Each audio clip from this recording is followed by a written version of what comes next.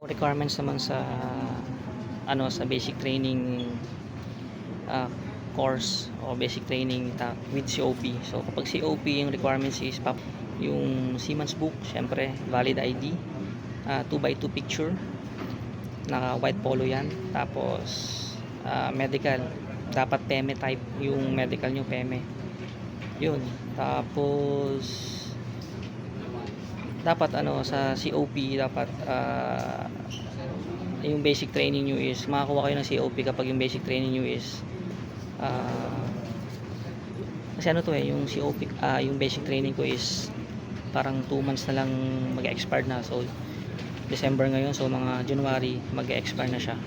So kapag na-expire yun, bago mag-expire dapat, let's say 6 months, dapat or below above 3 months dapat makakuha na kayo. Kasi kung hindi kayo makakuha ng above 3 months yung before mag-expire yung yung basic training nyo, na yun, full course na.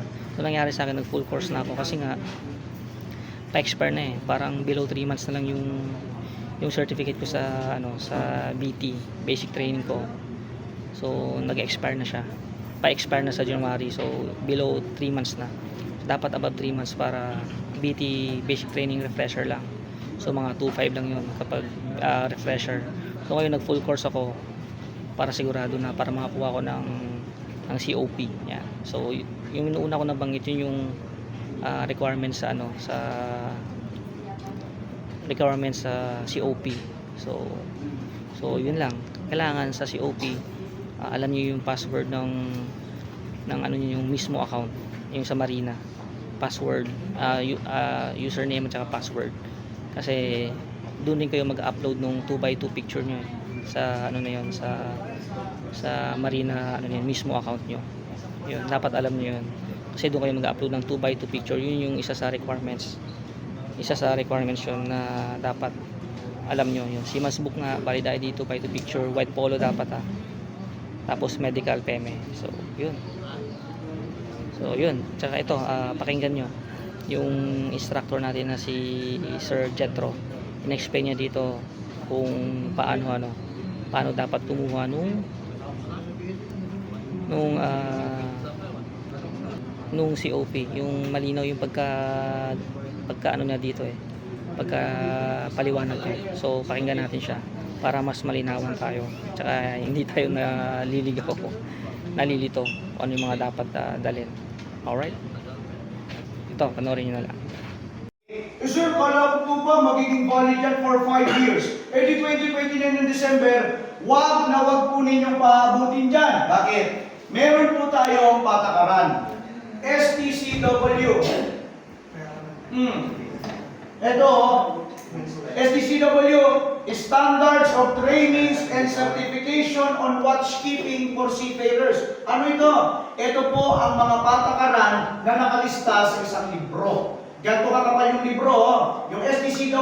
May expire ang inyong certificate ng December 7, 2029. Huwag niyong paabutin ng December 7, 2029. 6 na buwan, bumalik ka. December ka mo so December, balik tayo 6 na buwan. That would be November, October, September, August, July, June. Dapat May pa lang ng 2029, kumuha ka na ng BT mo. Pero pwede ka sa refresher. Pag hindi mo nagawa yung May 2029, ayaw mo pa rin mag-training. Abot na ng 6 na buwan. Sir, mag-BT ka. Full course. Magkikita na naman tayo. Huwag ka naman. 5-4. Yun ang nangyayari. Kaya akala ng mga seaman, pwede pa yung mga certificate kasi yun ang naka-indicate. No? Stick tayo sa STCW. 6 months prior to expiration. Ay, sa akin din, 2 months na lang next year. May pa lang ng 2020. Wala na. Hindi na kaya ng refresher.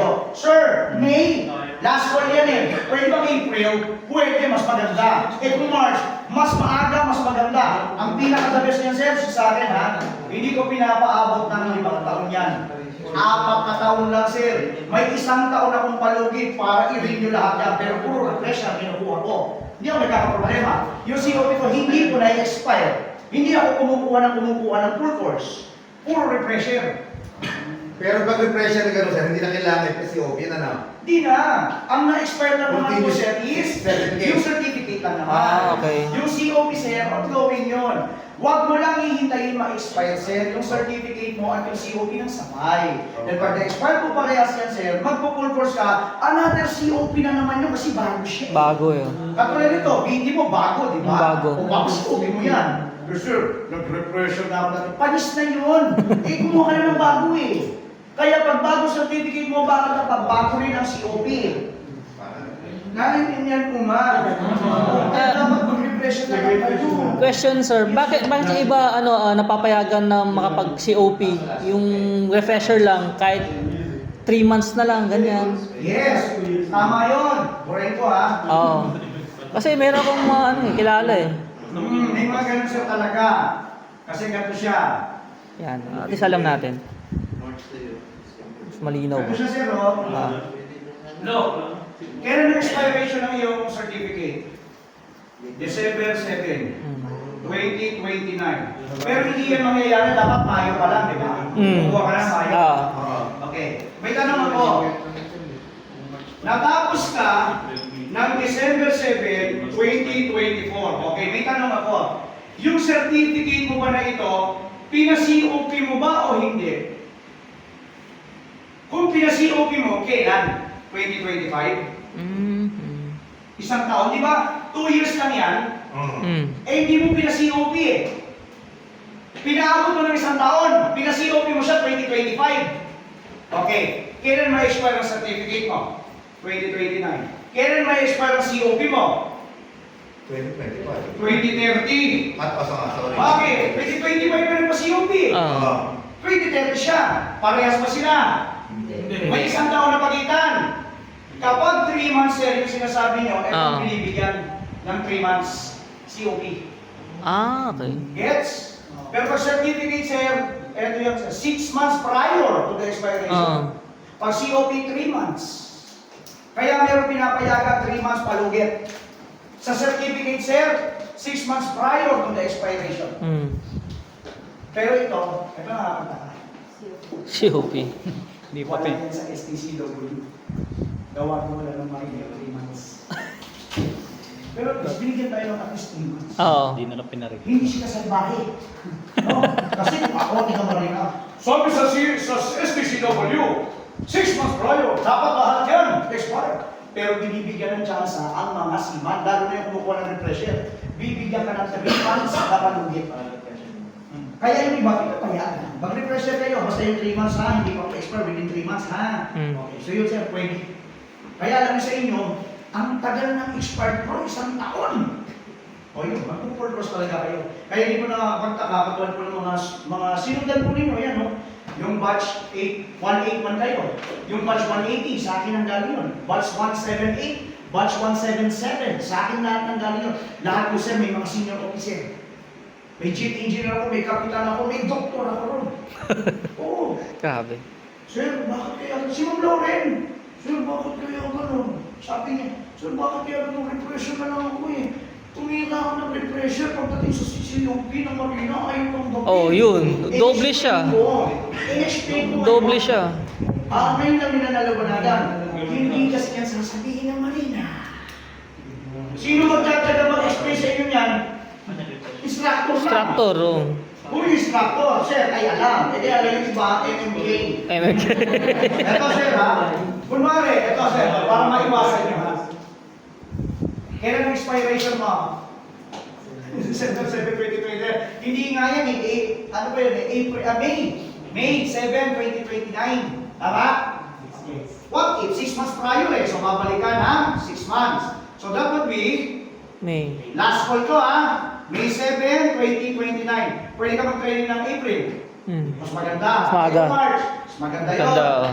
Ang problema mo, last call mo, May 7, 2029. Pwede ka pa mag-DT refresher. Pwede pa. Onward ka. Yun lang. Onward ka. Masaklap. Sige nga. Sino nakakaalam?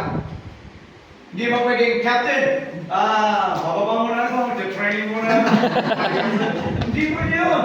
On board ka eh. Dito sir papasok ang trabaho ng inyong opisina. Maling agencies po ninyo, principal po ninyo, dito papasok yun. Tatawagan ka dapat makikipag-communicate sila sa inyo. Last call May 7, 2029. Tatawagan ka, i-email ka, basta ko kontakin ka nila. Sir, o kaya ma'am, ang certificate po ninyo ng BT, malapit na pong ma-expire. Ang problema, nasa barko po kayo, hindi mo pwede kayong bumaba. Okay lang ba sa inyo? Nagagawan po namin ang parang kasi kami nandito sa lupa Lahat ng requirement nyo nasa amin Papayag po ba kayo? Ipapa-revalidate po namin yan sa Marina.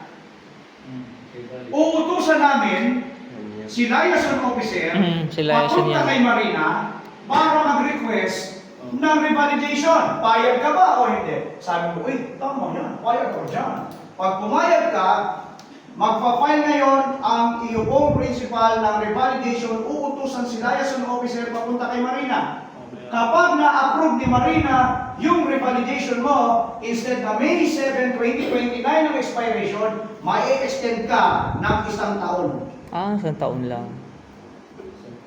30. May extend ka 1 taon. So pag na-extend ka ng 1 taon, siguro naman nakababa ka na yan, ano? Pwede ka mag-refresher. Yun ang Yun. gagawin. Pero may tanong ako, kinukonta ka ba nila? Yun lang. Yun yung sinasabi Yun ang ko. masakla. Diyan papasok ang trabaho ng inyong pong mga kumpanya. Pero ang mga companies, Walang pakialam. Yes. Kaya nga, sasabihin lang nila, sir, paano mo sasabihin na, sir, may na namin nakita, expired na pala yung certificate mo. Paano mo sasabihin gano'n? Ikaw nasa lupa, ikaw may hawak ng Yun na nga papeles ko. Di ba? Kung ako may hawak ng papeles ko, I will be responsible. Lahat ng simang responsable I will be responsible. Malapit na na-expire to, actually, iti-training ko na to, 1 taon pa to, pero iti-training ko na. Ganon ang mga sima. Airpot ko, ganyan Kaya nakuha ko yung style niya Kaya hindi ko na nagkakaroon ng expiration yung ng airpot ko sa mga certificate, mga COP na yan. Wala kaming problema dyan. Kasi alam namin yung sistema. Ang problema sir, binabayaran ng kumpanya. Pero hindi na ginagawa ang trabaho nila. Ito, yung liaison, puta layas lang ng layas. Layas. Ganyan dapat ang sistema natin. Give Kaya and nga. take kasi binabayaran mo sila. Kaya nga. Sinusupport mo naman sila. Give and take relationship. So yung kinikita mong dolyar, may party sila to. Double check lang dapat nila. Yung party nila. Sasuke. Sasuke. Thank you, thank you. Sakit no? Oh,